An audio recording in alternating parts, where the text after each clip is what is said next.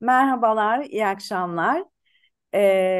Sevgili hocam, dostum, arkadaşım, mentorum Mark Wentworth'la bugün sizlere 2024'ün rengi olan gül pembesi renginden ve onun hayatımızdaki etkilerinden bahsediyor olacağız. Her şey sevgiyle ilgili diye lafa başlıyoruz. Ben müsaadenizle sözü Mark'a bırakmak istiyorum. İyi seyirler diliyorum. Yes, Mark. Hello and good evening, everyone. And firstly, kind of thank you to BİLYAY for this opportunity to share Rose 2024. I know we're 4 months in, but it's still a good opportunity to talk about the color of the year. Herkese iyi akşamlar, merhabalar. Öncelikle Bilya'ya teşekkür etmek istiyorum bu fırsatı verdiği için. 2024 senesinin rengi olan gül pembesinden, pembeden bahsediyor olacağız. Biliyorum ki 4 ay gecikmiş durumdayız ama gene de çok güzel bir fırsat bunu konuşmak için. And you know, I was thinking about my connection with Bilye because kind of part of the Rose year is about connection. And it was way back in 2007 that I came to Istanbul and Tulin invited me to, and it was at Bilye. So it's been since 2007, our connection. Pembenin en büyük özelliği bağlantıda olmak demek ve ben de Bilye ile olan bağlantımı düşünüyordum. Beni Tülin'in davet ettiği ve Bilye Vakfı'na geldiğim ilk sene 2007. Dolayısıyla o zamandan beri bu bağlantı şükür ki sürüyor. So, as part of the easiest way to help us talk about and me talk about, and certainly remember the things I want to say to you, is I'm going to share a screen with you, a PowerPoint screen. And while some of it is written in English, there's very little written. And our lovely hostess with the mostess, Banu, is going to translate what is written, but it's more just as a reminder for me to what I'm going to talk about. Bugün sizlere bir PowerPoint prezentasyonu hazırladım. Birçok yerinde İngilizce yazıyor ama gerçekten çok az yazıyor. Zaten anlatıyor olacağım ve Banu da zaten hem yazanı hem anlattığımı tercüme ediyor olacak. And I assure you, this is not going to be death by PowerPoint. Ve bu sadece PowerPoint'ten bunun çok daha ötesinde olacağına emin olabilirsiniz. I don't know whether you know that phrase we have in English. We have a phrase when we have PowerPoints, we call it death by PowerPoint because literally it's like anyway.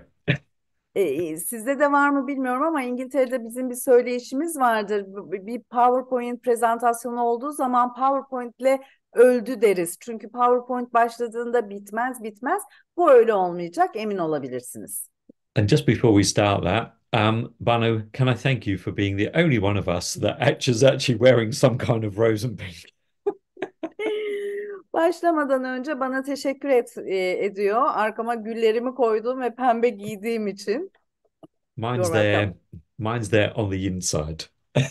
Benimki sadece içimde dedi. Okay, let me start sharing with you the screen. Okay, so Rose 2024, it's all about love. This is the essence and the meaning of the energy of this year. Bu senenin 2024 senesinin anlamı ve enerjisi tamamen pembe enerji. Hem anlamı hem enerjisi. Her şey sevgi hakkında. Her şey sevgiyle bağlantılı. Yep. And I'm sure most of you know this, but those of you who are joining for the very first time, how we actually get to the color of the year is we use the ancient art of numerology, add the numbers together of the year, and then each number then relate in color psychodynamics, then relates to a specific color.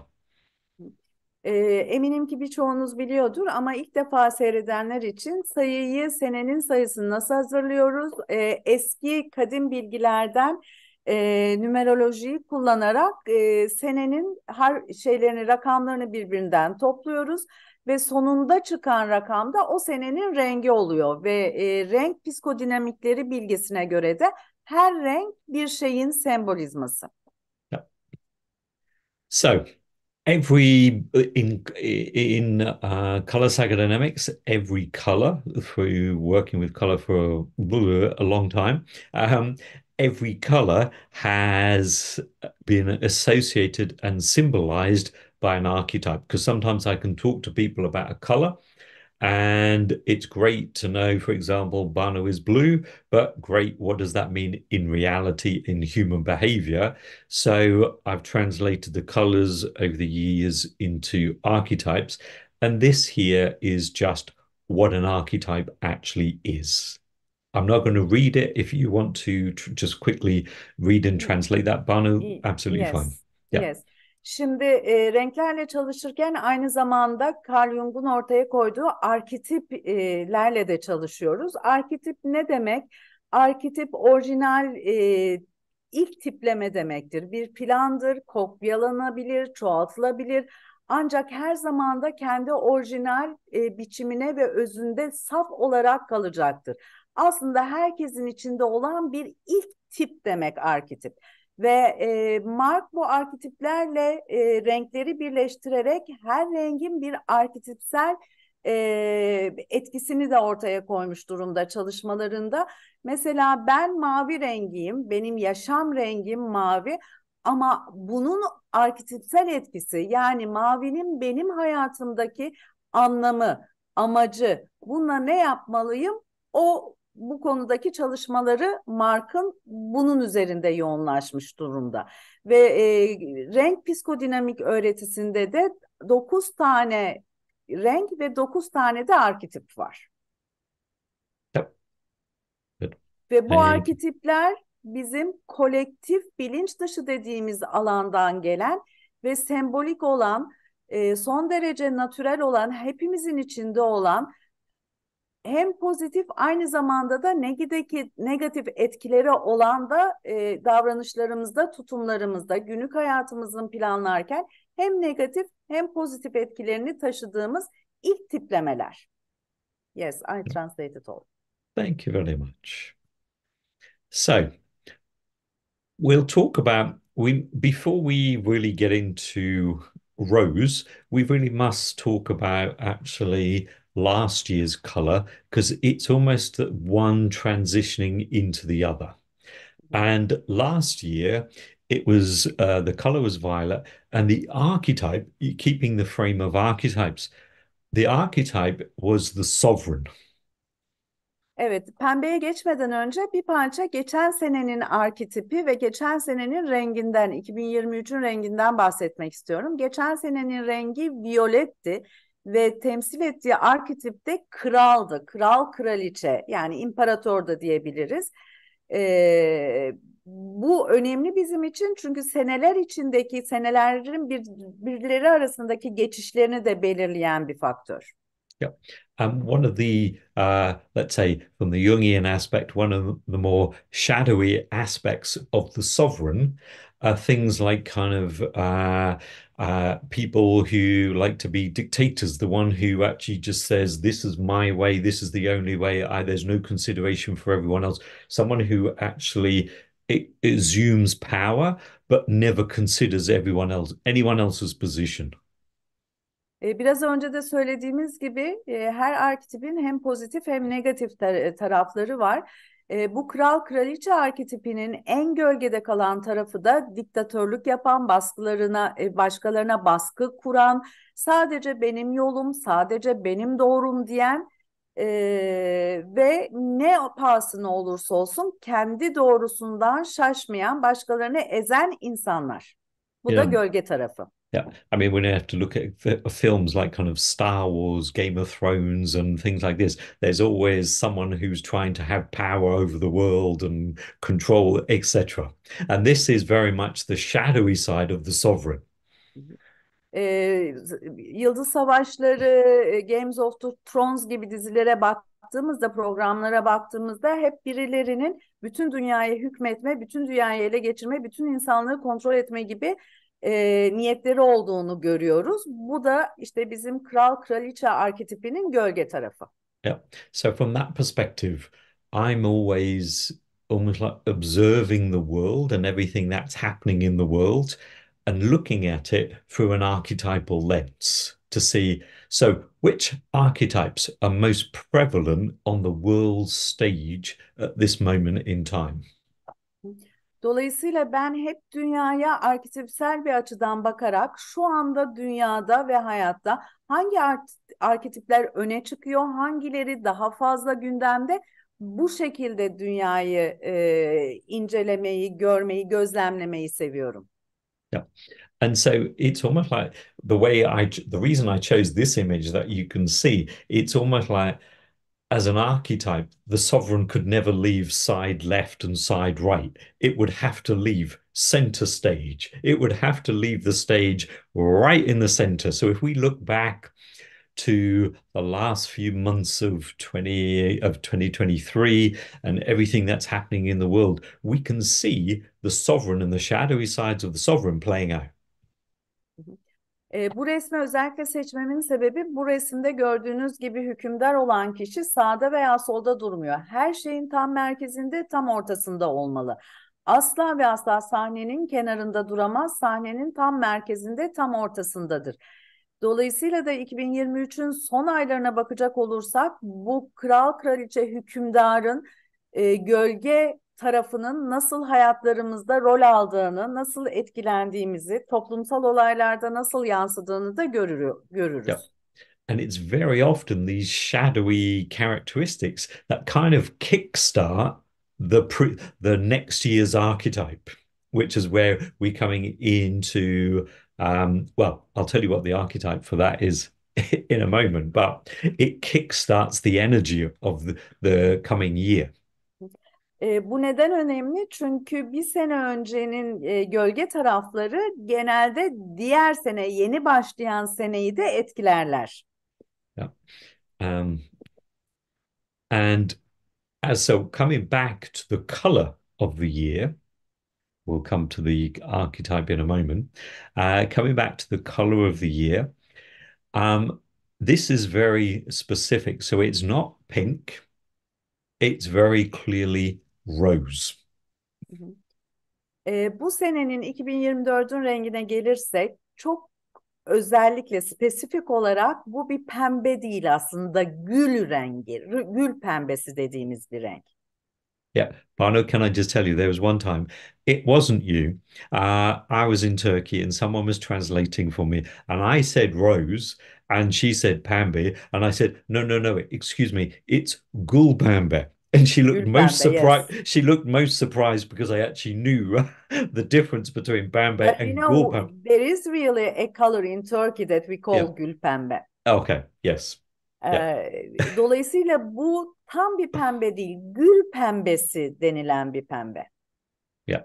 Yeah. So anyway, so rose as a color, it evokes, as it says, and inspires gentleness, compassion, connectedness, kindness, and love. Dolayısıyla gül pembesi renk olarak aslında nezaketi, şefkati, bağlantıyı, nazikliği, sevgiyi ve bağlantıyı hem çağrıştırıyor, hem bunlara ilham veriyor, yol gösteriyor. And you might kind of say, with everything we see happening in the world right now, we could say, well, the whole world could use a whole lot of all of this.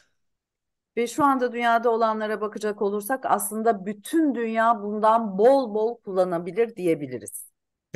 And it's very specific. Rose as a color, as an actual color in itself, it has more red in it in its makeup than it does violet. So when we add more violet to pink, it becomes more magenta fuchsia. But when we add more red, we get rose. So this is a very, very specific rose. Bu çok özel bir gül pembesi. Gül pembesi rengi özel bir renktir. Çünkü gül pembesinin içinde daha fazla kırmızı vardır. Kırmızı tonları, tonajları daha fazladır. Ne zaman ki bu pembenin içine biraz daha violet dediğimiz mor renk katılır, o zaman magenta veya fuşyaya döner. O yüzden gül pembesi özel bir renktir ve pembeden de ayrıştırmalıdır. And this particular rose, this particular shade is when there was this shade of rose that you can see here on the screen is regarded as one of the most beautiful shades of rose in the world. And it has two names. Sometimes it's called French rose. In other terminologies, it's described as Persian rose. Poison. Persian. Persian, okey. Yeah, yeah. Şimdi bu ekranda gördüğünüz gül pembesi dünyadaki birçok yerde dünyanın en güzel pembesi olarak nitelendiriliyor. İki tane ismi var. Bazıları Fransız gülü diyorlar, bazıları İran gülü diyorlar. Ama sonuçta bu pembe gördüğümüz bu pembe dünyanın en güzel pembesi olarak nitelendirilmiş. Yeah. So, in color psychodynamics, we talk about, and probably other terminology as well, but we talk very much about chakra reflexes. Hı hı. And because rose has a lot of red in it, it is primarily connected to the base chakra. And it is only secondary in the heart chakra, because very often you see chakras and people will talk about pink being the color of the second color of the heart. But primarily, it is the base chakra that is affected by rose. Evet, biz renk psikodinamiklerinde çakralardan ve çakra reflekslerinden çok bahsederiz. Şimdi gül pembesi rengine geldiğimiz zaman o temel olarak, birincil olarak kök çakrayla bağlantılıdır. Neden? Çünkü içinde kırmızıyı içerir ve ikincil olarak da kalp çakramızla bağlantılıdır. Ama Yep. ikincil olarak. Yep. And the reason for that is because rose, it actually, if we use it as a heat and from its healing perspective, if we use it as a color in healing, it connects us to our roots. Bunun sebeplerinden en büyüğü de eğer şifa rengi olarak pembeyi kullanırsak aslında onun bizi köklerimize bağladığını, köklerimizle bağlantıyı kurmamıza yardım ettiğini görürüz. And connected to the roots in color psychodynamics means not only roots here, but roots there as well. As above, so below. Ve renklerin psikodinamiğinde kökler dediğimiz zaman sadece bu dünyadaki köklerimizden değil, daha önceki köklendiğimiz alanlardan da bahsediyoruz. Dolayısıyla yukarıda ne varsa aşağıda da o vardır. So, rose as a color encourages us to grow up in order to grow down. Dolayısıyla bizim gül pembesi rengimiz bizi büyümemizi yani yukarıdan büyümemizi destekler ve bizi cesaretlendirir ki aşağıya doğru da köklerimize doğru da büyüyebilelim. And let me explain what I mean. We grow up to grow down. Ve um, yukarıda büyümek ve aşağıda büyümenin ne demek istediğini bir anlatayım. so the growing up is when I have good roots. In that is like I'm connected. I'm being nourished exactly like a plant. You know, when you plant a seed in the ground, it flourishes and it blossoms and it grows up towards the light, up towards the sun. That's Bir growing bitki. up. And Hı hı. actually, if you think about it, if you think of how we start off as this small little baby when we're born into the world. And gradually, the growing up is we change physical shape, we mature, and we grow up. That's growing up.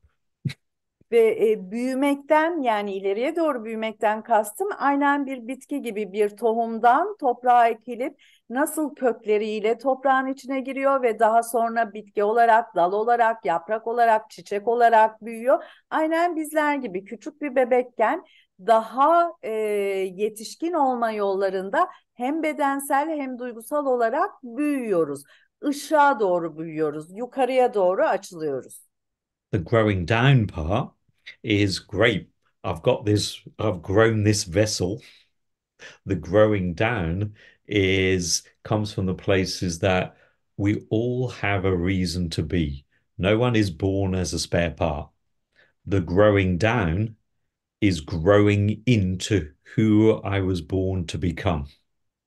Aşağıya doğru büyümek derken ise aslında kim olmaya, ne olmaya geldiysek onun farkına olarak bu kaslarımız olduğu bedende var olmaktan bahsediyorum. Bu da aşağıya doğru büyümek demek. Aynı şekilde hiç kimse sebepsiz olarak bu dünyada var değil. Ne olmak, kim olmak için buraya geldiysen bunun farkında olmak. Yeah, Bu da aşağıya büyümek.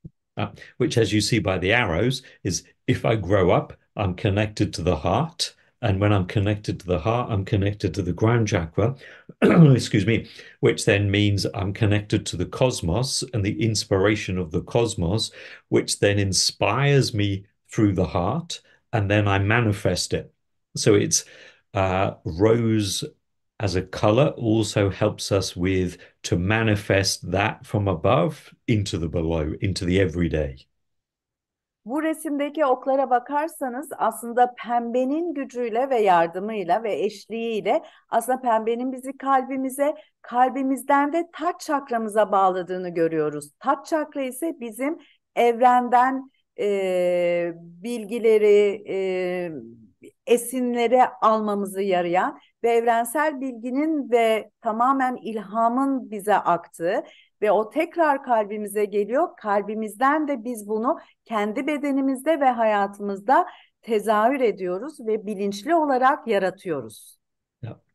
And equally, a very important part of Rose is yes, I become the best I can be, but that is because that is in order to better serve my community. Ve gül pembesinin en önemli özelliklerinden bir tanesi, evet ne yapmak istiyorsam yapabilirim ve büyüyebilirim, gelişebilirim. Ancak bunu bütünün hayrına, ait olduğum topluma hizmet olarak bir şey kazandırmak amacıyla yaparım.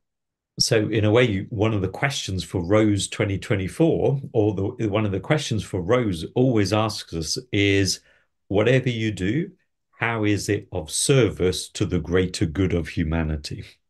Dolayısıyla 2024'ün rengi olan gül pembesinin en önemli ve en etkili sorularından bir tanesi, ne yapıyorsan, her ne yapıyorsan bu ait olduğun topluma, camiaya veya evrene nasıl bir katkıda bulunuyor? Yeah. So again, it's a sense of Rose says, how are you serving your community? Dolayısıyla gül pembesi şunu söylüyor. Sen kendi komünitene nasıl hizmette bulunuyorsun? Nasıl katkıda bulunuyorsun? And when we serve a community, the community also it's in constant flow. Biz bütüne katkıda bulunduğumuz zaman bu sürekli bir akış halinde oluyor. Because as you look, if you turned the arrows to the side, you get the symbol of infinity. You get the eight. Bu resme baktığınız zaman, düzlemesine baktığımız zaman oklarla 8 rakamını görüyorsunuz ki bu aynı zamanda pembenin, gül pembesinin rakamı biliyorsunuz ve yan çevirdiğimiz zaman da sonsuzluk sembolünü görüyoruz. Hence, as above, so below. Dolayısıyla yukarıda ne varsa aşağıda da o var. So, rose as a color is symbolized by the lover archetype. Ve gül pembesi biraz önce arketiplerden bahsetmiştik. Gül pembesinin temsil ettiği arketip de sevgili arketipi. And as you can see, the key words connected to the lover are abundance, beauty, creation, love, we, us together, and again, that world bigger view. Ve sevgili arketipiyle bağlantılı olan kelimelerde bolluk, güzellik, yaratım, sevgi, biz, birliktelik, beraberlik ve biraz önce bahsettiğimiz o evrensel görüş. So you might kind of think, well, when I look around the world and everything that I see happening around the world, it is totally the opposite to, well, a lot of the times it's totally the opposite to what I see these words are. So how can we be being affected by the lover archetype? Ve çevremizde dünyada olup bitenlere baktığımız zaman bu kelimelerin tam tersini görüyoruz ve bunların yansımalarını görüyoruz. O zaman sevgili arketipini nasıl aktive edebilirim? Yeah. But what happens is when, as you know, like in anything, is very often events, whether actually in the world or events connected to us, they actually, if we look at them from an archetypal perspective, they invite us to activate and be more in connection with, in this case, the lover archetype. Aslında dünyada olup bitene, dışımızda, çevremizde olup bitene baktığımız zaman bunların bizdeki içsel etkisinin aslında bizi bu sevgili arketipiyle bağlantıda tutmaya yarayan şeyler olduğunu fark ederiz. You know, kind of if we take one of those words, if we take some of the words, abundance, you know, Mesela I'm sorry, yeah, bolluk kelimesini ele alacak olursak, yeah. If we take abundance, you know, one of the aspects to do with the lover archetype is what's your relationship with money? bolluktan bahsettiğimizde ve sevgili arketipinin bu konudaki etkisinden bahsettiğimizde ilk bakacağımız alan parayla bağlantı nasıl? Parayla ilişkin nasıl? Yeah, of course, kind of like, you know, abundance is much more than just connected to money, but one of the aspects of abundance is money. It's a living energy. Tabii ki bolluktan bahsettiğimiz zaman bunun içine başka bir sürü enerji ve kavram da giriyor ama bunun parçalarından bir tanesi de para. You Çünkü know, para da yaşayan bir enerji.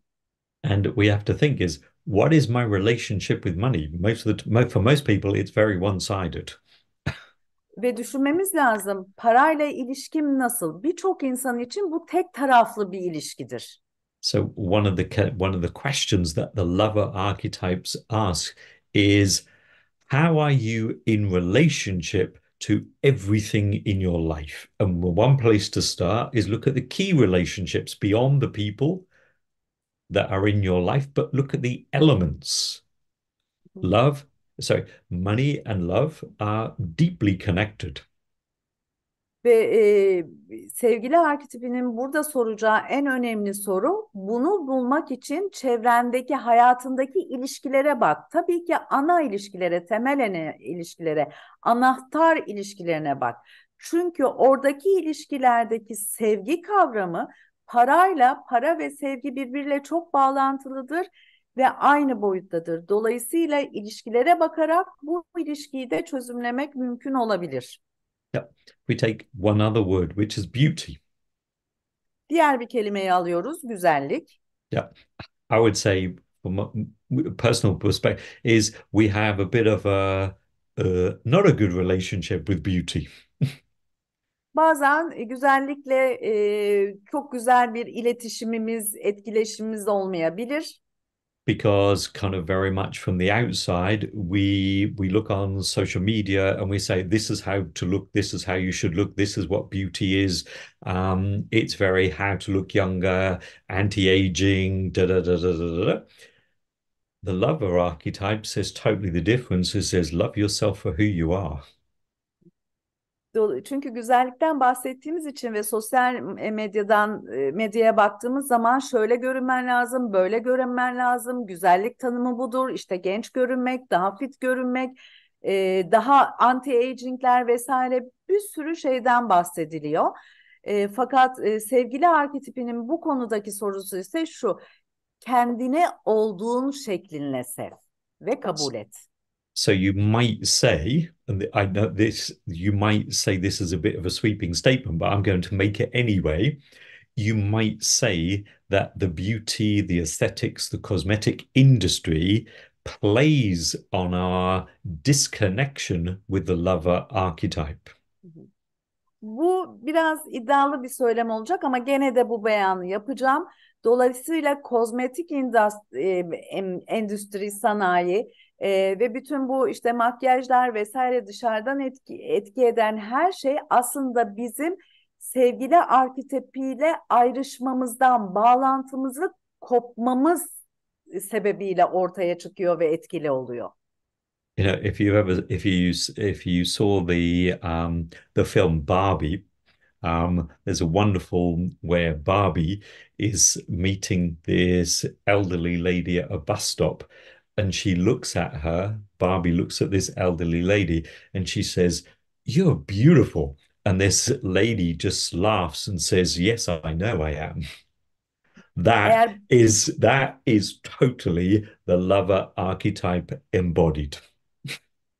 eğer Barbie filmini gördüyseniz Barbie bir otobüs durağında dururken orada yaşlı bir kadın görüyor ve ona bakıyor ve çok güzel görünüyorsun diyor ve kadın da dönüyor, o yaşlı kadın, evet biliyorum ne kadar güzel olduğumu diyor. Bu işte sevgili arketipinin vücut bulmuş şeklidir. You know, kind of the gifts of the lover archetype. It invites the question is throughout this year is like, well, you can go through the list.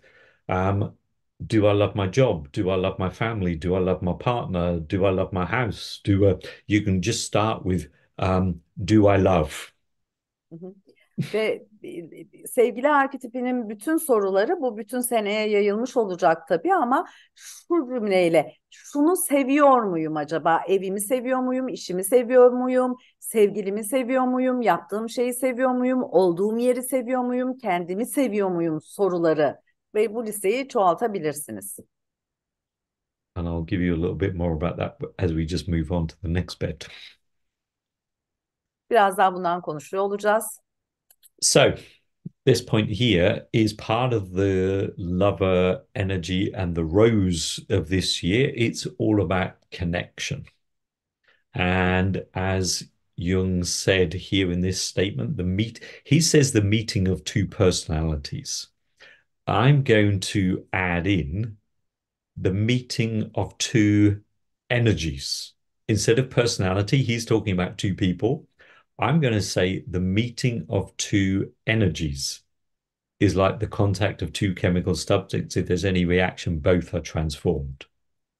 Because I think it's more than two personalities. I know what he meant here, but it's two of anything. Okay. Şimdi gül pembesinden bahsedersek en büyük alanımız bağlantı kurmak, iletişimde, ilişkide olmak, bağlantıda olmak. Dolayısıyla Jung'un söylediği gibi iki kişiliğin demiş Jung, Mark buraya aynı zamanda iki kişilik veya iki enerjinin buluşması, iki kimyasal maddenin teması gibidir. Herhangi bir reaksiyon varsa ikisi de dönüşür. Bu Jung'un lafı. It's a bit Yes. like, to give you an example of that, it's a bit like what I say to people, what I've always said about color. When people say, I really hate or dislike, I don't know, maybe green, and they go, oh, and they're having a response to green, I always say to them, well, have you ever thought about it that green may dislike you as much as you like it? Şimdi iletişimden bahsederken ve bağlantıdan bahsederken bazı insanlar vardır. Mesela gelirler bana derler ki ben gerçekten yani örnek olarak veriyor. Yeşilden nefret ediyorum. Yeşili hiç sevmiyorum. Ve bununla ilgili bir sürü şey anlatırlar ve ben de onlara derim ki acaba hiç düşündün mü? O seni senin sevmediğin kadar sevmiyor olabilir mi? O da seni sevmiyor olabilir mi? And it's only when we consider the other's perspective do we have a relationship. Ve sadece diğerinin cevabını, diğerinin reaksiyonunu göz önüne aldığımızda, bunu da plana kattığımızda bir iletişimimiz başlar, bir ilişkimiz başlar, bir bağlantımız başlar. You know, we're talking about rose as the color of the year. Imagine this for a moment. Imagine you're in a relationship with a partner who constantly talks to you but doesn't in any way give the opportunity to respond to anything you're saying. Mesela şimdi gül pembesinden bahsediyoruz. Bir sevgiliniz olduğunu, bir hayat eşiniz olduğunu düşünün ve sürekli olarak konuşuyor ama hiçbir alanda, hiçbir şekilde, hiçbir anda sizin cevap vermenize izin vermiyor. Nasıl bir ilişki olur? So coming back to what I was saying earlier about money, Imagine being in relation. Imagine if you're money for a moment and you're in relationship, and we keep saying, "When are you coming back? If you leave, are you coming back? When are you coming back? I want to hold on to you. I want to kind of. I don't want to let you go. If you come back, I want to keep." If that were a partner, we would be going for relationship counseling. Mesela paraya geri dönecek olursak düşünün ki parayla bir ilişkiniz var. İlişkide olduğunuz şey para ve sürekli diyorsunuz ki işte sakın gitme, beni terk etme. Gelirsen sana yapışacağım, gelirsen seni tutacağım. Gitmeni istemiyorum, bırakmanı istemiyorum, beni bırakma. Eğer bu gerçek bir ilişki söz konusu olsaydı, bir hayat eşi, bir sevgili söz konusu olsaydı, o zaman bir ilişki terapistine, danışmanına gidiyor olurduk böyle yaptığımız zaman. Yeah.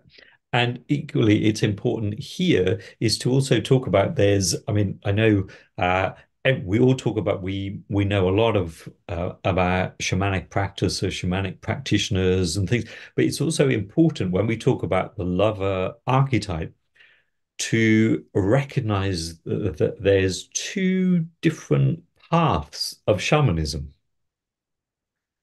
Biliyorum ki şamanik uygulamalardan, yolculuklardan daha önce de bahsetmiştik. Ama sevgili arketipinden bahsederken iki tür şaman uygulaması, şamanik uygulama olduğundan bahsedebiliriz. Şaman tiplemesi olduğunu söyleyebiliriz. And there's no, and it's not making one right and one wrong or one better than the other. It's just a different approach. But I wanted to mention it because we're talking about the lover and Rose and about a year of connection. Ve bunlardan birinin iyi, birinin kötü, birinin doğru, birinin yanlış olduğunu söylemiyorum. Sadece iki tane değişik yaklaşım olduğunu söylüyorum. Çünkü biz şu anda gül pembesi bir seneden ve bağlantı senesinden, her şeyle bağlantıya geçme senesinden bahsediyoruz. Yep. So the one we all know is what's termed as the warrior shaman. Ve hepimizin bildiği bu yaklaşımlarından bir tanesi savaşçı şaman. And we know this by the warrior shaman is very solar plexus. We know it because we talk about actually it's about empowering. It's about having power. We find power animals. We retrieve parts to empower, to re-energize. Ve That's the warrior shaman. hepimizin bildiği gibi bu savaşçı şamanla çalışırken aslında parçalarımızı toplarız, kayıp ruh parçalarımızı toplarız, erk hayvanları dediğimiz güç hayvanlarımızla tanışırız. Gücümüzü geri toplamak, kendi öz gücümüzü geri almak için bizi güçlendiren bir şamandır. And then the other path is that of the community shaman. Diğeri ise komünite şamanı dediğimiz toplum şamanıdır. And a community shaman will, if there's an issue or there's a challenge, he or she will look at the both the chat and actually try to create harmony and rebalance the relationship between the two imbalanced parts.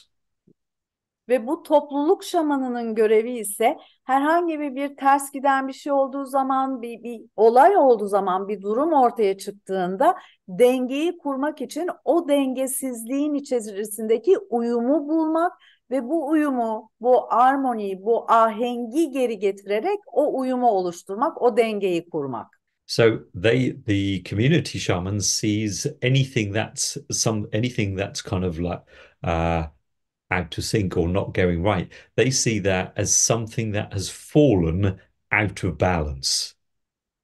Dolayısıyla da bu halk şamanı, topluluk şamanı dediğimiz şaman bir şeyin dengeden çıktığını görür. Bir şeyin dengesinin kaydığını, bir dengesizlik olduğunu herhangi bir alanda veya genelde görür, fark eder. And so their work is very much focused on rebalancing and bringing every back into harmony and understanding. You might call it kind of relationship to anything and everything. Dolayısıyla onların işi bu dengeyi geri getirmek, buradaki ahengi ve uyumu tekrar oluşturmaktır. Aynen iletişimde olduğu gibi.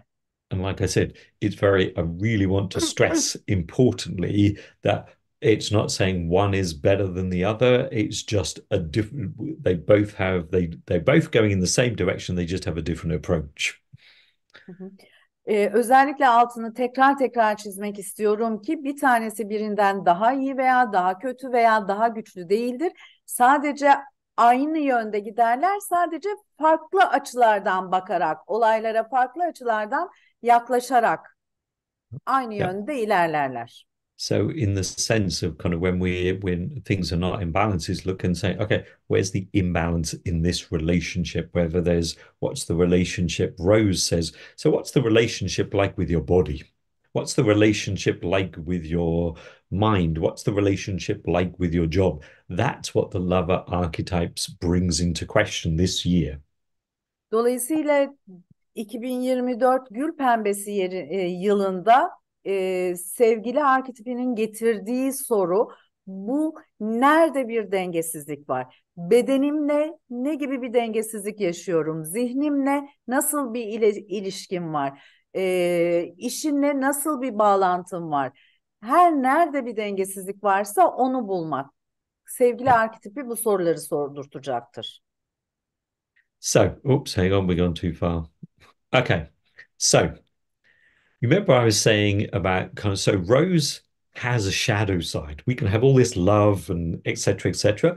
But Rose also has a bit of a shadowy side. Tabii ki her şeyin olduğu gibi gül pembesinin de bir gölge tarafı vardır. And that is almost like I don't know, you have the same phrase in Turkish. That's almost like we talk about wearing rose tinted glasses. Türkçe'de de var mı aynı şey bilmiyorum ama aynı pembe gözlükler takmak gibidir. Do you know that phrase? Yes, Yeah, yes, okay. yes. Yeah. I saw a wonderful quote the other day about rose tinted glasses in connection with relationship. And do you In know the term connection, with relationships? and As what was in, the sentence? oh, okay. And you also, do you know the term about red flags when we're in relationship? I know, but I don't know what does it mean. A red flag means kind of like it's a warning sign. Okay. Şimdi ilişkilerde ve iletişimde pembe gözlükler takmakla ilgili geçen gün bir şeyle karşılaştım diyor. Ve bir iletişimde bir alarm sinyali, yani kırmızı bayrak gördüğüm zaman, yes. Yeah. And so the saying was, I just want to set the context. Yeah, The okay. saying is when we look at a relationship through rose-tinted glasses, all red flags look the same color. Evet, yani karşısına çıkan cümle de şuymuş: eğer her şeye, bütün ilişkilerimize pembe gözlüklerle bakarsak, o kırmızı alarm bayrakları da aynı renkte gözükür. Bütün kırmızı bayraklar aynı renkte görünür. Meaning we don't see the red flags. Dolayısıyla o kırmızı bayrakları görmeyiz, fark Because etmeyiz. so rose-tinted glasses has now taken on a whole new a psychological terminology, which is now called toxic positivity. Bu bizlerin pembe gözlükler dediğimiz şey artık psikolojik olarak yeni bir terminolojiye geçmiş durumda. Buna şimdilerde toksik pozitiflik diyoruz. Toxic positivity is an example of that is, let's say there's something has gone deeply wrong, a real trauma. Let's say someone's dealing with deep trauma, and someone will, instead of acknowledging the trauma, will say something like, but too soon, will say something like, but what can you learn from it? I'm sure there was something bigger to learn from this situation.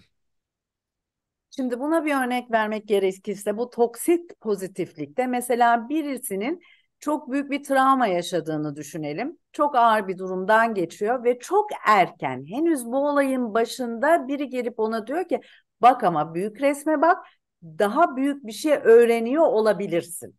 It's like there's no space for anything other than, as it says here in the picture, good vibes only.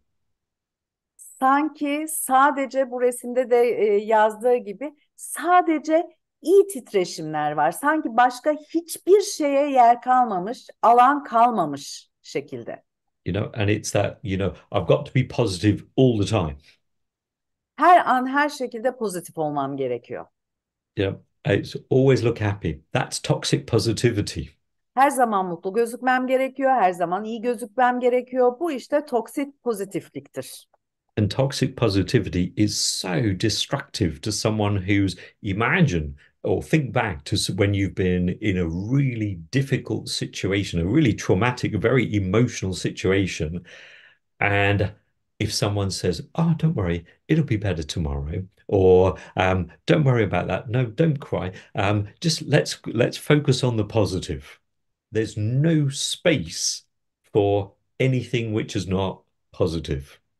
Ve bu arada da bu toksik pozitiflik çok yıkıcı olabilir. Çünkü siz kendi durumunuzu düşünün. Çok zor bir durumdan geçerken, çok ağır bir şey yaşarken biri geliyor diyor ki ama iyi tarafından bakalım, ama ağlama, ama şöyle yapalım.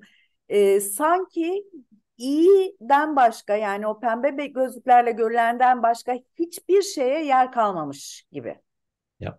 And as it says in the phrase at the bottom of this image, it says, whatever you, toxic positivity is saying, whatever you do, don't tell the truth of what it's like to be alive. Ve bu resmin altında yazıldığı gibi orada bir Susan Cain'in bir tane cümlesi var. Ne yaparsan yap, toksik pozitifliğin ne olursa olsun hayatta olmanın nasıl bir şey olduğuna dair gerçeği söyleme. Because being alive and living life, as I'm sure you will agree, is dirty, messy. It's a mix of fun, trauma, blah, blah, blah. That's life. Evet. Toxic positivity doesn't allow any of that. Çünkü sizlerin de umuyorum ki siz de aynı fikirde olacaksınız. Yaşamak, canlı olmak, biraz kirlenmek, biraz kaos içinde olmak, biraz karışmaktır. Çünkü hayat bunların bütününün toplamıdır ve toksik positivity bunlardan hiçbirine yer bırakmaz. So, and because the rose as a color is about connectivity and finding the people where we feel where we belong, and we fit in, and they get us, and they, as it says, as Brené Brown says, is the opposite of belonging is fitting in. Ve Brené Brown'un da söylediği gibi biliyorsunuz aslında gül pembesi rengi hepsi işte bağlantıda olmak ve ait olduğumuz insanlarla birlikte olmak, ait olduğumuz insanları bulmaktır. Ama Brené Brown'un söylediği gibi ait olmanın tam tersi sadece uyum sağlamaya çalışmaktır. Elimizdekine uyum sağlamaya çalışmaktır. Bu ait And olmanın tam tersidir ve bu toksik pozitivitedir. mhm. And fitting in is it's where I deny myself who I am. Ve aslında her türlü şarta, duruma uyum sağlamak demek, kendimin ne olduğunu kabul etmiyorum, görmüyorum demektir. So part of the lover archetype and part of the energy of for this year and how we can work with that energy is to step back and say, okay, honestly, and take off in almost like a look brutally honestly and saying, okay, in what areas of my life have I given up on myself in order to fit in? Bu senenin gül pembesinin ve bu sevgili arketipinin getirdiği nokta ise şudur. Gerçekten kendimize ve kendi hayatımıza bakıp, ama dürüst gözlerle bakıp, her şeyiyle bakıp, gerçekten sadece uyum sağlamak için kendimi nerelerde bıraktım? Hangi alanlarda, sadece uyum sağlamak için hangi alanlarda kendimden vazgeçtim sorusu. And it's doing it and it's not forgetting to do it because Rose does this is it does it compassionately. Ve bunu yapmayı da unutmamak gerekiyor. Çünkü gül pembesi de bunu yapar, gül de bunu yapar ve bunu da şefkatle yapar. Yep. It's saying, yeah, I did do this. I recognize where I did this. And that's what I had. Because sometimes we do have to fit in order to survive. Ve yaptıklarımızdan da kendimizi yargılamamız gerekiyor. Çünkü yargılamamamız gerekiyor. Çünkü bazen gerçekten duruma uyum sağlamamız lazım ki hayatımıza devam edebilelim. That's the compassion. Ve Gül bunu şefkatle yapar ve gösterir. You know, if I'm in an unsafe position, if I'm in an unsafe place where it's not okay if I really show up and I realize that if I show up, that's not safe for me, then I'm going to adapt and fit in because you know, survival of how we need to get through life. That's compassion. Eğer yani güvenilmez bir durumdaysam, içinde olduğum duruma veya yere güvenmiyorsam kendimi küçültebilirim ki devam edebileyim. Hayatın akışına uyum bileyim diye bunu yapabilirim. Then we go to another shadowy part of the lover. Ve şimdi başka bir gölge tarafına gidiyoruz. And the Sevgili other, arketipinin. yep, the other shadowy side of the lover is, if you remember, firstly, well, the lover is about we, us, let's do this together. Bildiğiniz gibi sevgili arketipi biz hep birlikte bunu hep birlikte yapalım. Hep birlikte The shadowy, paylaşalım. the shadowy side is the competitor, which says, I don't care about anyone else. I'm going to win no matter what. Ve bunun gölge tarafı da yarışmacı demek. Rekabetle yarışan olan. Çünkü o diyor ki başkası umurumda değil. Ne olursa olsun, nasıl olursa olsun ben kazanacağım. Yeah. And we see this, even though kind of for those of you who work in kind of like whether it's with all kinds of therapies, all kinds of different dynamics and different helping, the competitor is so strong in this world, in that area of work. Ve bütün bu terapi dünyasında, bütün yaklaşımlarda da bu yarışmacı şeyinin, arketipinin, bu gölgenin, bu rekabetçi yapının ne kadar kuvvetli olduğunu hayatın içinde görüyoruz. Yeah.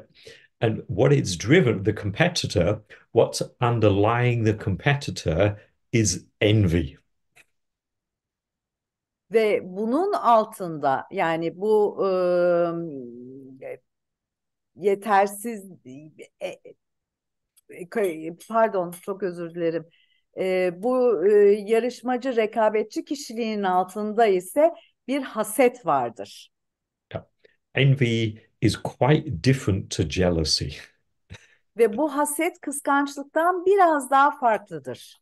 So Barno was going on holiday, and I was like, oh, I'm so jealous. I wish I was going too.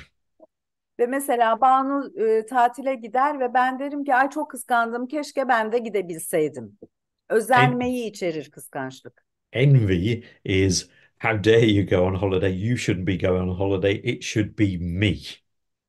Ve I don't. hasetlikte sorry Yep, yeah, go on. carry on. Yep. No, it's like I don't want you to go because I think I should be have it more than you. Hı hı. Hasette ise şu vardır. Nasıl sen tatile gidebilirsin ki? Sen kimsin ki tatile gidiyorsun? Benim senden daha fazla olmaya ihtiyacım var. Giden ben olmalıydım der. Envy is when I'm looking and I'm seeing other people doing this and doing that. And it was like envy comes from a place which is, I will never have that. I will never be that, coming from a place and a feeling of deep inadequacy. Aslında bu hasetlik şöyle bir alandan geliyor. Başka insanların bir şeyler yaptığını gördüğüm zaman hiçbir zaman asla sahip olamam, asla sahip olamayacağına inandığı bir çok derin bir yetersizlik hissinden gelir hasetlik. You know, envy shows up in other forms of copying. Ve mesela bu hasetlik aynı şekilde başka formlarda da kendini gösterebilir, kopyalamak gibi. Yeah, because it's kind of like, it sits, it damages the heart, which is the key point, is that balancing point on that figure of eight on the infinity. it's the heart chakra that gets totally imbalanced, wounded, which then sets up the competitor. Ve bu işte mukayeseler, kopyalamalar ve bu hasetlik durumu ise kalbe zarar verir. Biraz önceki 8 resmini hatırlarsanız üstle altın birlikte birleştiği ve dengenin oturduğu merkez kalbimiz ve orası yaralanır, orası hasar görür. And this is where the lover kicks in. İşte sevgili arketipi tam da burada içeriye girer, devreye girer. Because it is the lover that actually looks at the competitor with compassion and looks at the last word of that sentence. It is comes from a place of feeling inadequate and somehow not enough. Ve işte tam da burada sevgili arketipi devreye girer ve büyük bir merhametle ve büyük bir şefkatle bu aşağıda yazan cümlenin en son kısmına bakar ve bunu da merhamet ve şefkatle yapar. Aslında haset çok derin bir yetersizlik, yetmeme korkusundan geliyordur. And just to say on the competitor, of course, it's great fun when we're playing sports and kind of we're competing to playing to win. That's almost like there's a certain amount of healthy competition. This is the competitor out of balance. Tabii ki bir takım sporlar yaparken, oyunlar oynarken, maçlar yaparken bu rekabetin olması iyidir. Çünkü o sırada biz bunun oyun olduğunu biliriz. Ama bizim bahsettiğimiz gölge taraf ise bunun tamamen dengeden çıkmış olan kısmı. You always have to think that in the competitor, it always comes from this place of emptiness and feeling of inadequate, somehow inadequate underneath all of that. Ve her zaman bunun geldiği noktanın da aslında yetersiz hissetmekten, yetememekten kaynaklandığını, oradaki boşluktan kaynaklandığını bilmemiz gerekiyor. And in a way, you see it is totally opposite of what the lover is. Ve bu da tamamen sevgilinin tam tersi olduğunu hepimiz görüyoruz, biliyoruz zaten.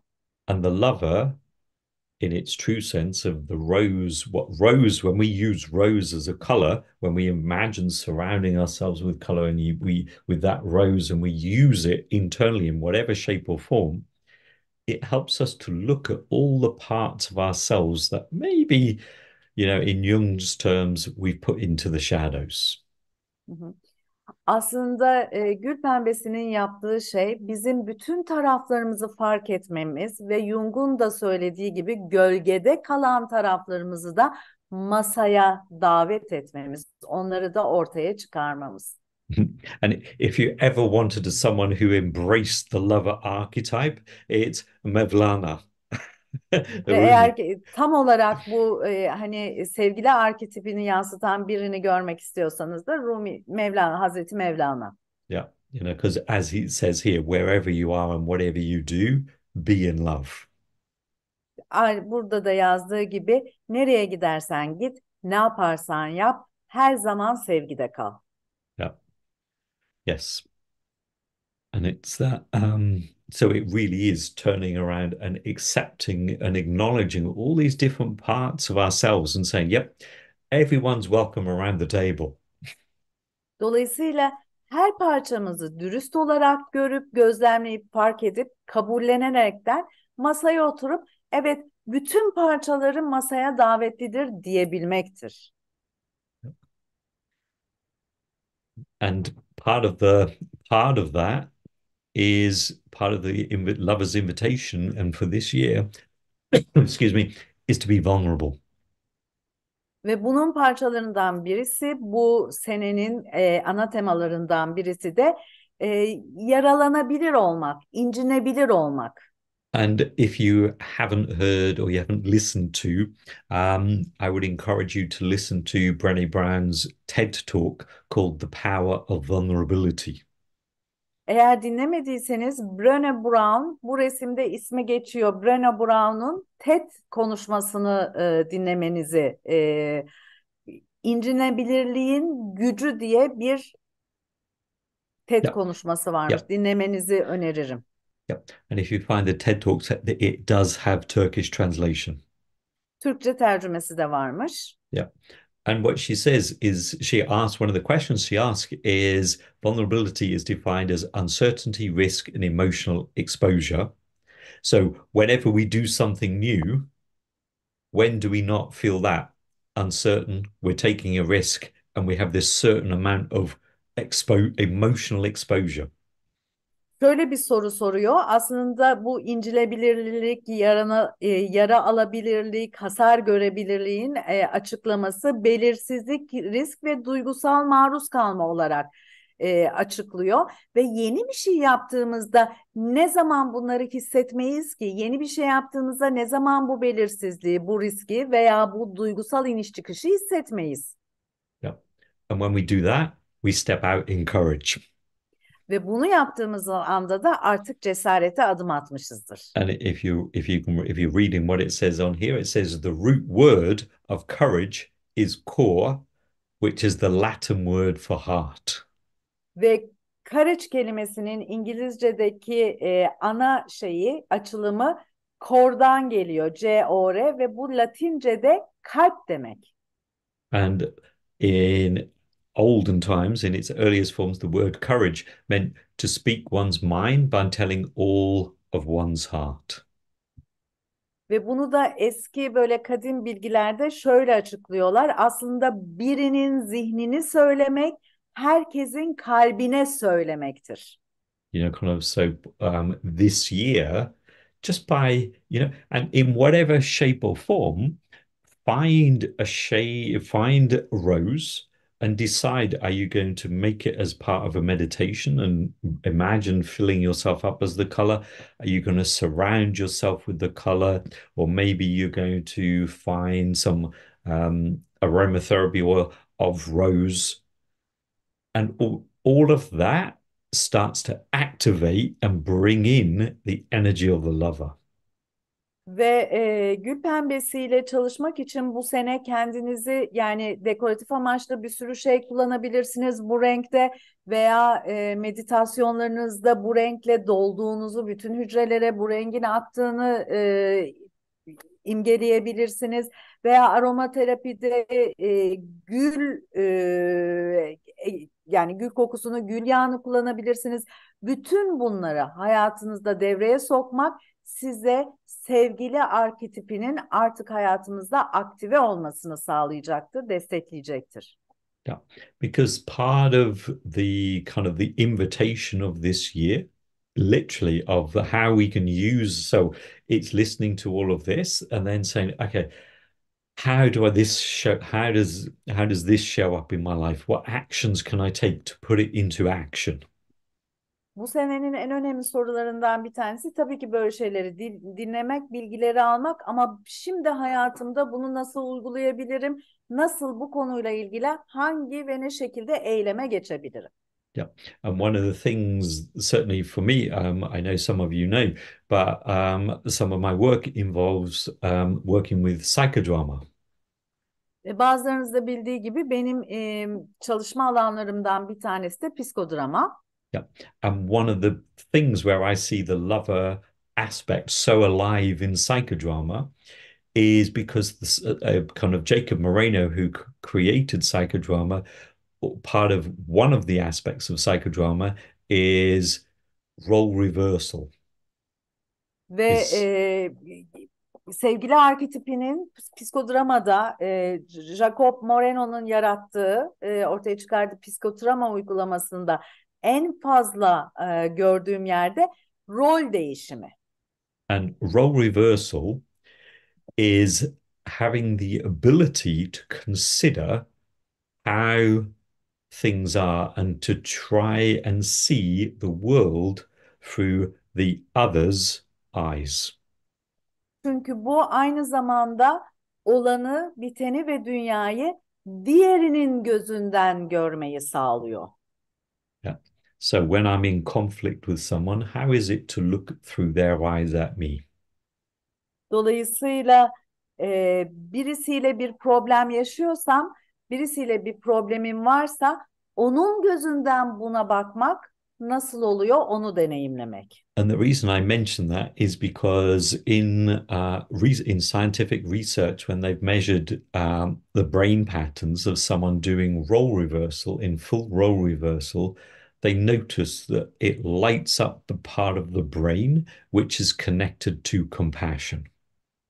Ve bir görüntüleme sisteminde bu işte rol değişimini yani rolü ters oynama, karşı taraftakinin rolüne geçmede bir görüntüleme yaptıkları zaman aslında kişinin, rolü değişen kişinin beynindeki şefkat noktasının aydınlandığı yani aktive olduğu gözlemlenmiş. Yeah.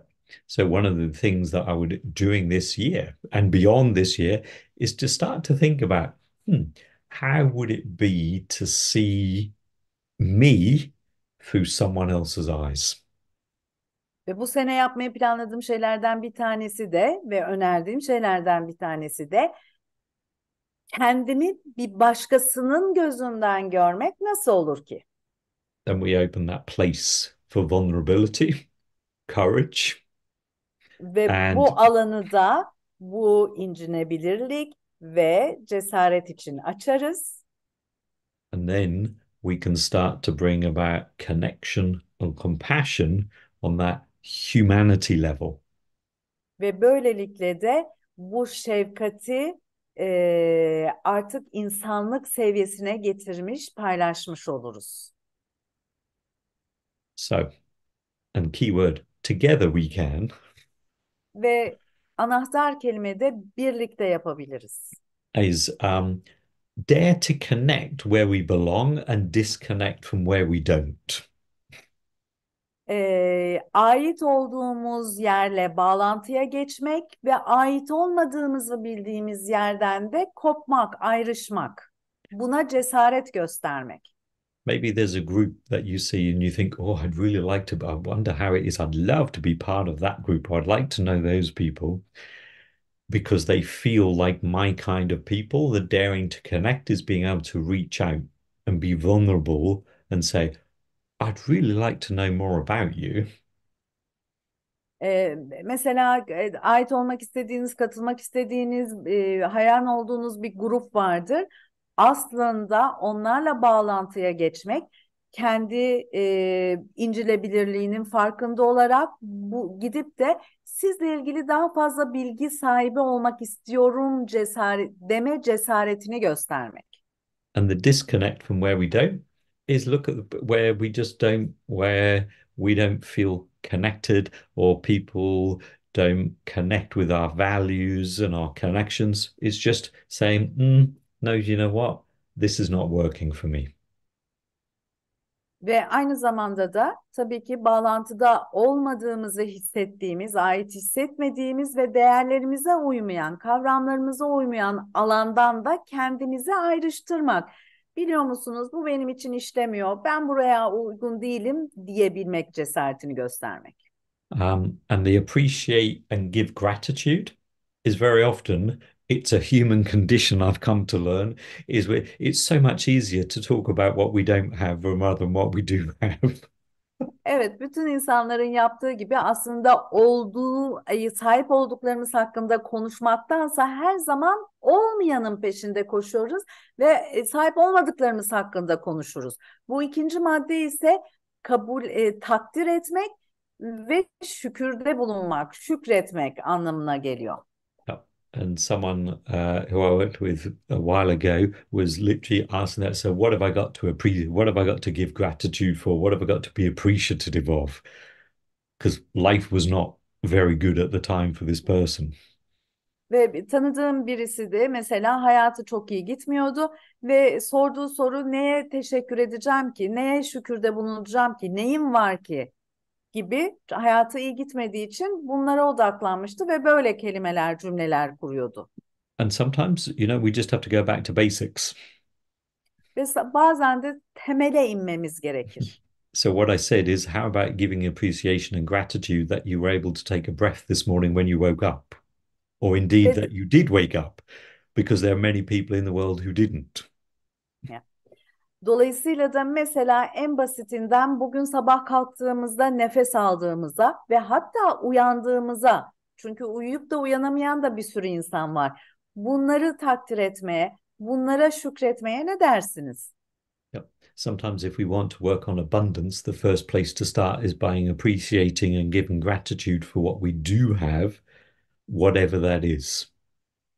Bazen bolluktan ve paradan bahsedersek yapacağımız tek şey takdir etmemiz ve şükretmemiz gereken tek şey ne kadar varsa olana şükretmek, olanı takdir etmek. Yep. And the other is to be kinder to ourselves and each other. Ve diğer üçüncü nokta ise kendimize ve birbirimize nazik olmak. Because remember, kind of, it's keeping in mind that quote from Jung is the world is but a mirror of our own unknown face. So whenever I'm being whatever I'm acting, maybe not so well towards someone else, I'm actually doing it to myself. Çünkü Jung'un söylediği gibi dünya senin bilinmeyen yüzünün aynasıdır der Jung. Dolayısıyla da bazen bir bakarız ki başkasına kötü davranıyoruz, davranışımız, tutumumuz kötü ama aslında bu kötülüğü, bu davranışı gösterdiğimiz kişi kendimizizdir. Yep. Aynada yansımamızdır. Be kinder to ourselves is allowing ourselves to be human and realizing it's like, oops, maybe I didn't do that so well on that day or to this person or to that. That's the being kinder to ourselves. Kendimize nazik olmak ise dürüstlükten geçen, ay gerçekten ben galiba onu çok da iyi yapmadım, kötü de bir şey yapmış olabilirim demek de kendimize nazik olmaktır. Çünkü Yeah. taşımayız. Yeah. It's being human, Çünkü insan olmak bundan geçer. but at the same time not using it as an excuse. Ve aynı zamanda da bunu bir mazeret olarak da kullanmamak gerekir. Because next year's color, which is gold, is about taking responsibility. Çünkü önümüzdeki senenin rengi de 2025'in altın sarısı. O da tamamen sorumluluk almakla ilgili. So whatever you're given away as belonging to someone else during this year is going to come back and bite you next year. Dolayısıyla hep dışarıya odaklanarak başkalarına verdiğimiz her şey, eleştiriler vesaireler önümüzdeki sene gelip sizi ısıracaktır, Yep. And the final yakalayacaktır. and the final one is continue to develop the relationship you have with your life path color.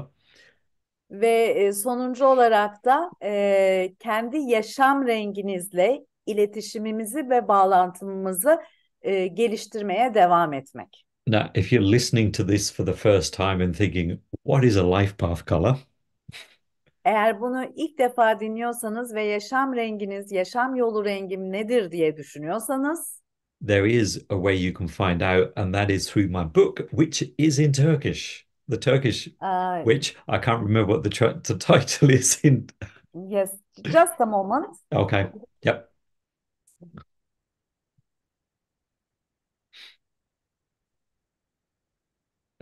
Evet, getirdim kitabı.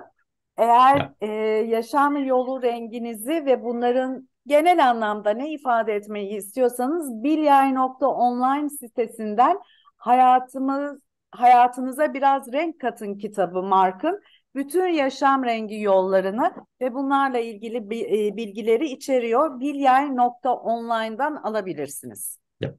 Yep. And if you go, I can't wait for the book, you can look at my website because it will give you just a little bit, which is colorforlife.com.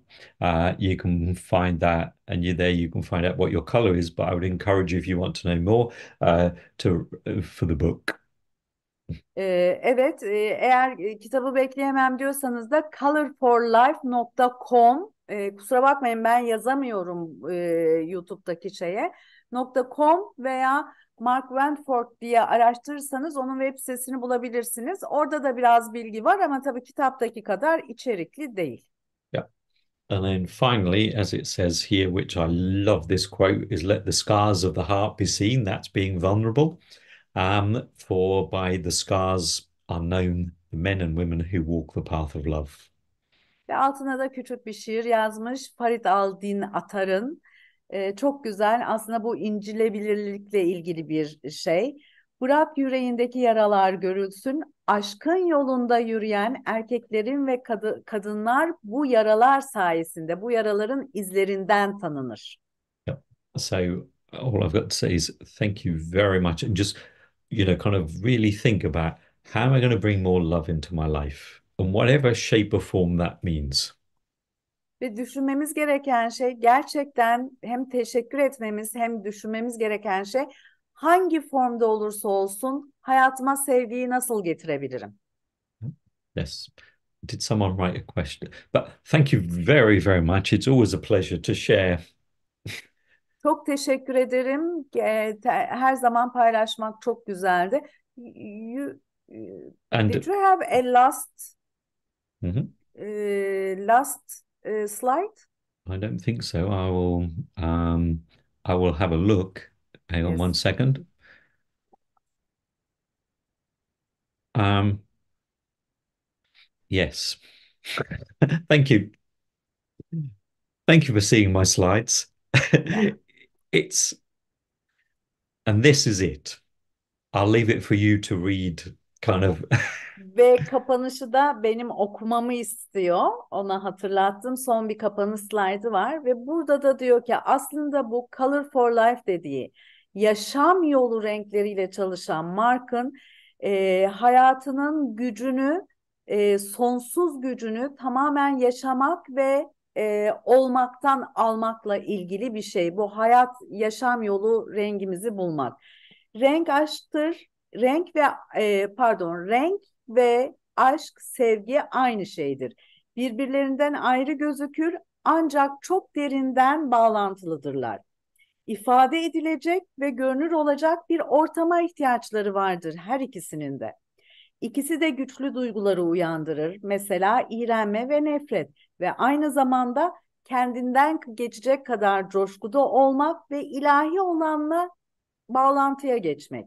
Bilinçli olarak rengi ve aşkı bir araya getirirsek ve hayatımıza katarsak, gerçekten içsel olarak hayatımıza katarsak, dünyadaki cenneti yaratma imkanına da sahip oluruz. Ne bir eksik ne bir fazla. Yes. Thank you, and thank you for remembering that. Yes, it's such a oops, and that's the rose. Yeah, and there is Marcus is what The, archetypal represents the higher yes. degeneration material that is happening all over the world. My second question is scientific is explained the color of the universe is a shade of close to cream. Can you explain what it means archetypally that the universe has this color? Wow. I just say I don't know the answer to that question because I've never not I've not, this is the first time I'm reading that that scientific research has explained the color of the universe is a shade close to cream. I Let me translate it. okay, Do sorry. you have Yeah. any reply for the first one? First question. What Is color what archetypally represent the high degeneration and materialism that is happening all over the world? well um do the second one first and let me think about my reply Okay, to okay, the okay. Burada İngilizce bir soru var. Onu bu arada sorunuz varsa yazarsanız bize iletiyorlar. Bilginiz olsun.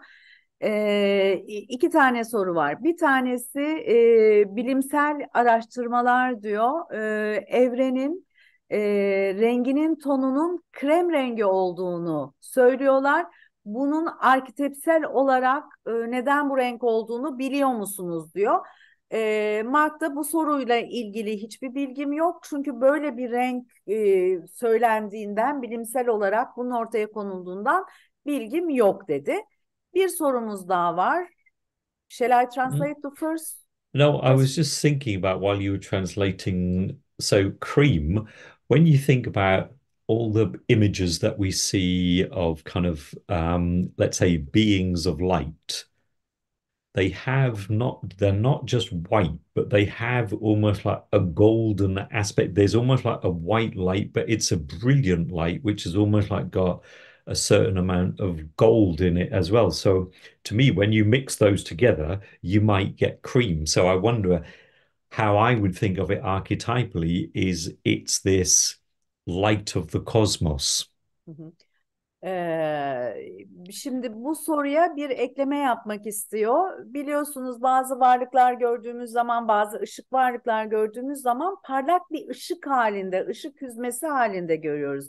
Sadece beyaz değil ama içinde böyle küçük küçük altın tonları da var. Onu birleştirdiğin zaman kreme daha yakın bir şey olabilir ve arketipsel olarak bu renge baktığım zaman da o zaman bunların dünyanın daha doğrusu evrenin bu renginin kozmosun rengi, kozmosun yansıması olduğunu söyleyebiliriz belki dedi. And in response to the first question, have you translated the first No. question? Okay. Bir sorusu daha var. Diyor ki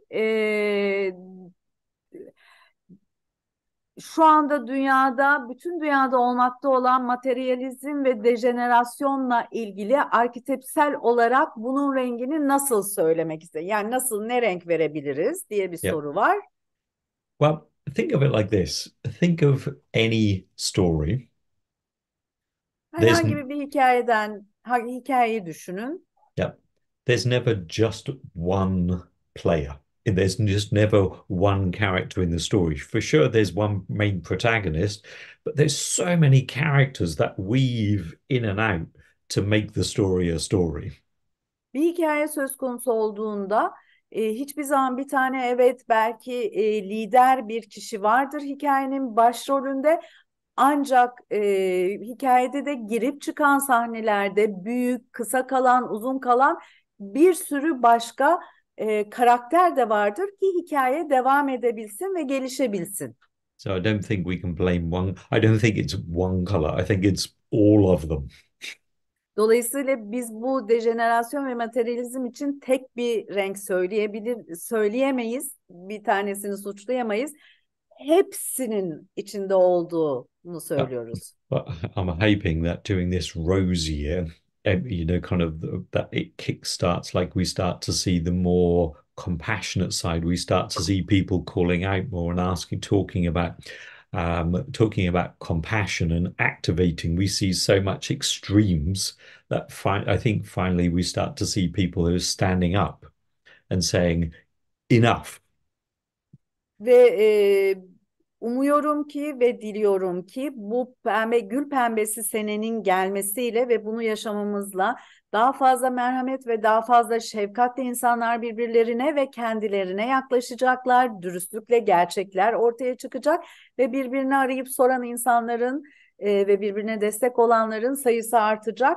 Bu gül pembesi yılın bu sevgili arketipinin e, şeyine marşına böylelikle basmış olduğumuza inanıyorum ve diliyorum dedi. Yeah, my mind's been processing and thinking about that first question again. So I have another possible ending to, or another possible metaphor for that question. Ve mümkün bir başka metaforum daha var bu soruya cevap olarak diyor. Um, and it's not just in relation to this question, but it's a bit like if you've ever watched any of the Superman films. Superman filmlerini eğer seyrettiyseniz herhangi bir tanesini It's like we're in the part of the film where Superman has been given a piece of kryptonite and he's lost all his power. ve onlardan bir tanesini Superman'e biliyorsunuz bir tane kripto yeşil taştan veriyorlar ve onu eline alır almaz da bütün güçleri bitiyor. And all Eriyor kinds of neyse. things are happening all over the world. Ve dünyada da bir sürü şey oluyor o sırada. Bir sürü kötülük, kaos oluyor. And then eventually somehow there's this extra piece of strength that Superman finds to take away the kryptonite. Ve bir şekilde Superman küçük bir güç buluyor, bir şey buluyor ve tekrar canlanıyor And then everything changes. ve her şey değişiyor. Yep. However, I don't think it's just one person. I think I'm not talking about Superman being one person. I'm thinking about being collective people. Hı hı. Fakat burada altını çizmek istediğim şey Superman'in bir kişi olduğunu düşünmüyorum. Aynı bu kolektif olarak, bütün insanlık olarak Superman'in onu temsil ettiğini düşünüyorum. To me, the extra strength comes from the rose. ve buradaki bu anlamdaki ekstra güç de gülden gelir. Yeah. So thank you very, very much for joining. Go out and love the world. Katıldığınız için çok çok teşekkür ediyorum. Dışarıya çıkın ve dünyayı sevin. Um, Go out and love the world means, first of all, don't forget to take your rose tinted glasses off.